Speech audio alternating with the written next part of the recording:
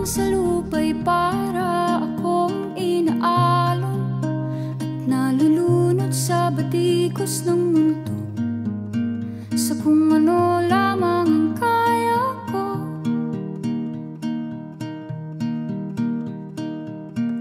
Bigang-biga na sa mga problemang di masolusyonan agad, parang wala nang bukas.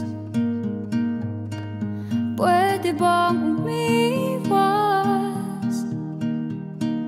Hinahanap ang sarili, ngunit di nakakayanan sa ligaw na dinadaanan ko. Saan na to patungo? Saan ako patungo? Dahan-dahan